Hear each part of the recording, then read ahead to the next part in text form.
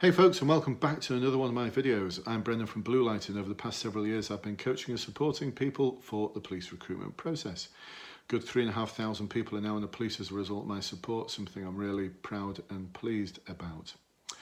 So if you'd like to find out a little bit more about those services, click on the link below in the text, and also there's a link below to my Facebook police recruitment support group, which has now got over 6,500 people. I mean, just wow. It's an enormous number of people working towards getting in the police.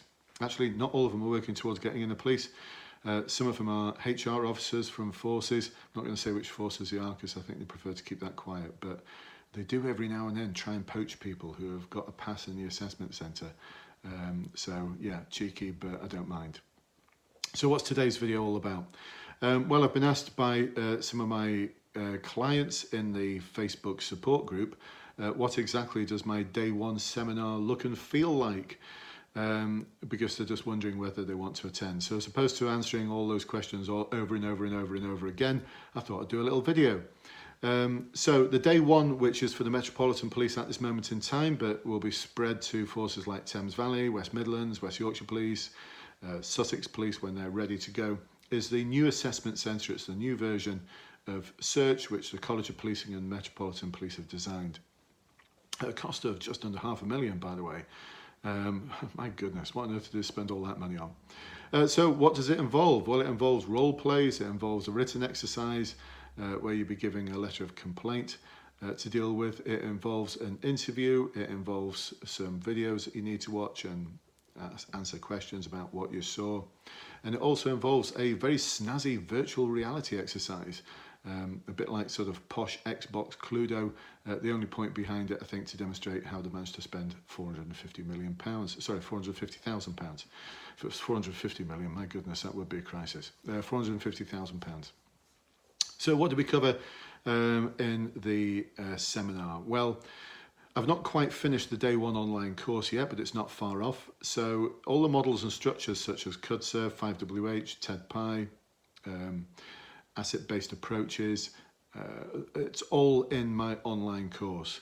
So all the base foundation models are in the online course already. They're just not contextualized around the day one. So I rely on my clients at this moment in time going to my Facebook client only group, where there are several videos, guidance documents, practice documents and exercises which will enable you to practice for the day one. And when you come to the seminar, because I'll expected that you'll have done all of that, we do not do any PowerPoint. It's straight into role play exercises.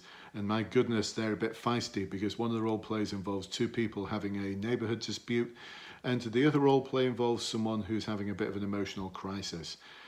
So it's really good. It really pushes you, and you've really got to be thinking on your feet. So we do those role plays. We also do a practice written exercise. We do a virtual reality exercise. So I didn't need £450,000. I just used something that's available on something called Google. And we do a bit of an exercise around what you'd probably expect from the virtual reality exercise, together with a template on how to deal with it. What else do we do? We also do the interview. So we practice interview questions. So the Metropolitan Police, in their kindness for positive action candidates, gave them 3 possible questions from the Competency Values Framework, together with follow-up questions and a marking guide. What I've done is I've built upon that to include questions which could come from any one of the 6 of the competencies in the 3 clusters of the Competency and Values Framework, and at the same time linking into the actual values part of the CVF. So I've built upon what they provided, and I think I've improved on it. Actually, my clients tell me I've improved on it. So we utilise that as well to practice interview questions. And that normally takes us through the whole of the day. It's exhausting, it's tiring. Normally people say they're absolutely full of stuff in their heads and they can't take any more.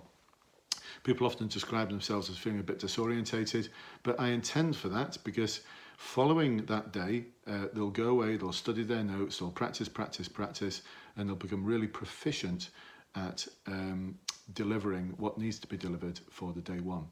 So we cover lots of different models and structures which are built into the template. So there's things like asset-based community development, motivational interviewing, person-centered counselling, CUDSA itself, the base foundation model that we use for all the exercises, is a non-contact conflict management model that's borrowed from the police. TED-PI, how we TED-PI 5 WH questions. Well, TED-PI is another model that comes from the policing world. So all I've done is I've taken the best of what is to create the best of what's needed to enable you to absolutely nail the assessment centre the day one. So come on, College of Policing, pull your socks up. You need to do something a little bit more challenging that is resistant to being gameplayed by your own partners in crime. The Metropolitan Police started gameplaying it straight away. They designed it, then started gameplaying it, giving people the marking guides, the possible questions. Now, when they gave people possible questions 2 years ago, it turned out they were the exact questions. So there's gameplaying going on all over the place. And if any of you are thinking, that doesn't sound very ethical, well, I've reported it to the College of Policing, who just went, nah, they were just ambivalent about the whole thing. Because I used to be a College of Policing associate, and I felt as though I had a bit of loyalty to them to actually present them with what was going on. Not just in the Met Police, but forces like Diffid Powers were giving people the interviewer script for the assessment centre, together with a marking guide and the questions, and other forces were doing similar. Positive action isn't about that, folks. It's not about giving people the questions and telling them how to, giving them the marking guides. Actually, giving them the marking guide was the most harmful thing you could have done, Diffid Powers, because it's so complex, it would have confused more people than it actually helped. But anyway, your choice. And like I said, College of Policing were informed about it and did nothing. So I did my bit. Actually, interestingly, I said, well, if there's no problem with any of that, you won't mind me sharing any of this information, will you? To which they said, we'd rather you didn't do that. So there must be something wrong with sharing that information. Well, no, there isn't, but we'd just rather you didn't do that. There you go. Oh my goodness, if you just wondered what that was, wagging its little tail in the background. Oh, here's my little friend, the pooch, little Summer, who's probably, there you go. Just in case you're wondering. So anyway, enough about dogs and the assessment centre. I shall see you soon. Bye-bye for now.